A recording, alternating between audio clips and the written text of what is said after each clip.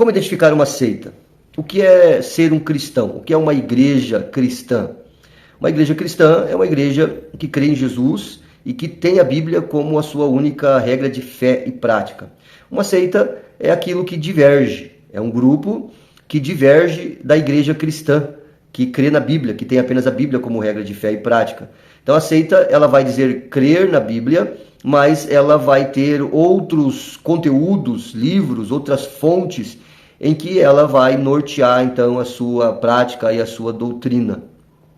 E eu quero trazer para você aqui algumas orientações para ajudar você a identificar o que é uma seita, porque muitas pessoas não sabem distinguir uma igreja de outra e também não conseguem entender a diferença de uma igreja para uma seita. Por exemplo, nós temos discordâncias no meio das igrejas evangélicas, uma Assembleia de Deus, uma Batista, uma Quadrangular, uma Presbiteriana. Nós vamos ver algumas divergências doutrinárias que são periféricas, que estão no entorno daquilo que é o cerne. O cerne é o quê?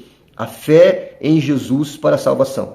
A crença de que eu preciso apenas exercer fé em Jesus, somente isso para ser salvo. Pela graça, sois salvos mediante a fé. Isso não vem de vós, é dom de Deus, não vem por obras, para que ninguém se glorie. Efésios capítulo 2, versículo 8 e 9. Então, uma igreja cristã é uma igreja que crê em Jesus, somente Cristo. É uma igreja que acredita nos 5 solas da Reforma Protestante. Somente Cristo, somente a fé, somente a graça, somente as Escrituras e somente a Deus a glória. As seitas, elas divergem desses pontos. Elas têm seus profetas, novas revelações, livros que eles usam para interpretar a Bíblia.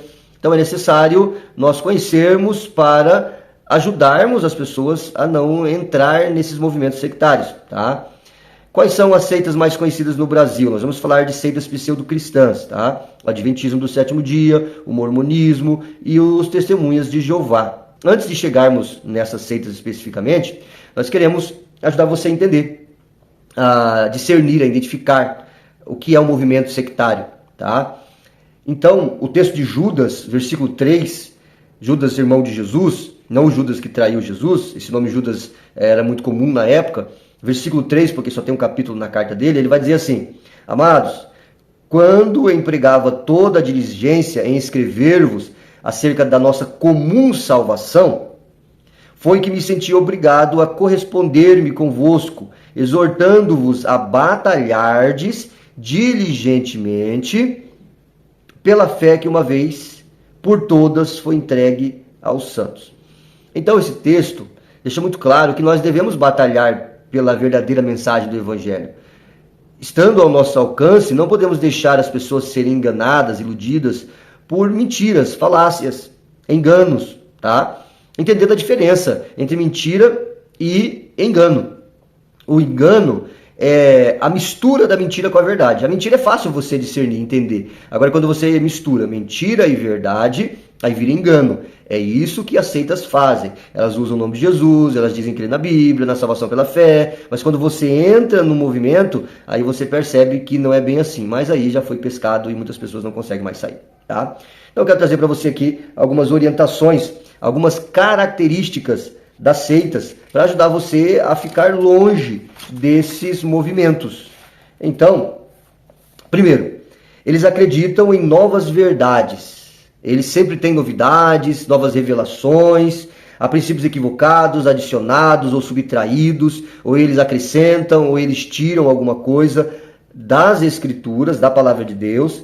Um desses princípios diz a respeito da salvação, em que o homem é aquele que desenvolve a própria salvação. E não é assim que a Bíblia ensina. Não sou eu que me salvo, é o Senhor quem me salva, tá? Então, o movimento sectário, ele vai geralmente ir para as obras, para os méritos, a salvação a partir das coisas que você faz. Você pode se salvar. Essa é uma característica sectária, porque a Bíblia diz que é pela fé, somente pela fé. Novas interpretações da Bíblia.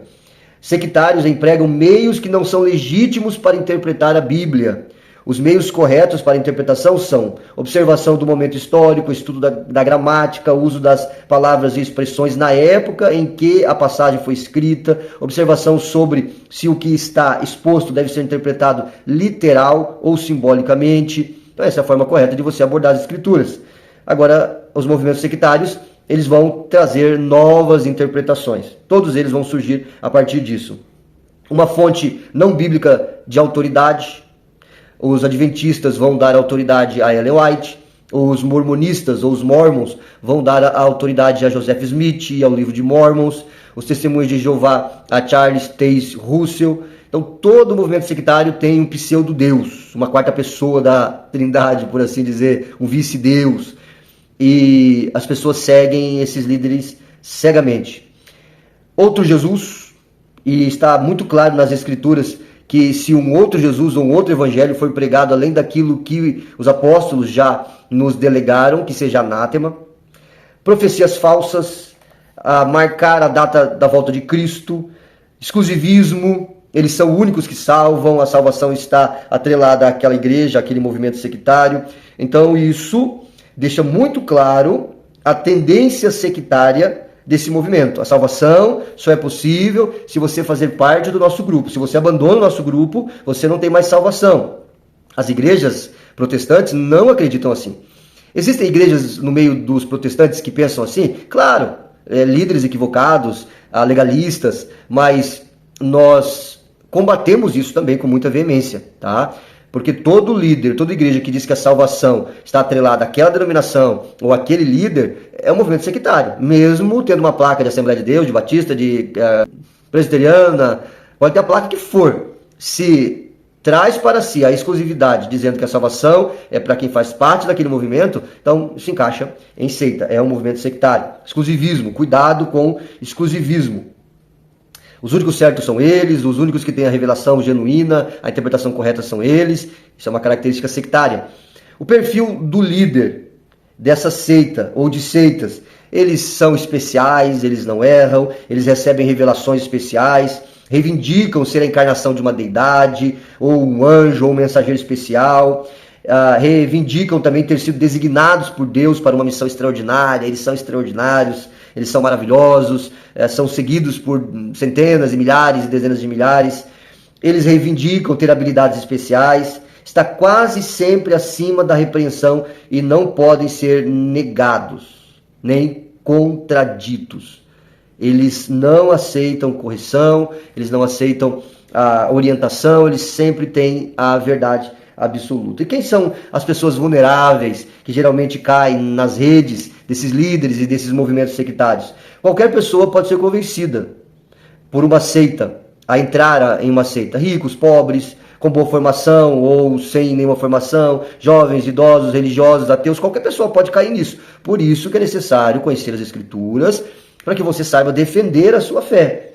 Pessoas desencantadas com a religião, frustradas com outras igrejas, os intelectualmente confusos com relação a assuntos religiosos e filosóficos, os desiludidos com a sociedade, aqueles que têm uma necessidade de verdadeiras amizades, de apoio, são pessoas que geralmente caem com muita facilidade, pessoas emocionalmente carentes, indivíduos que não têm definido o seu propósito de vida. Por que alguém entra em uma seita?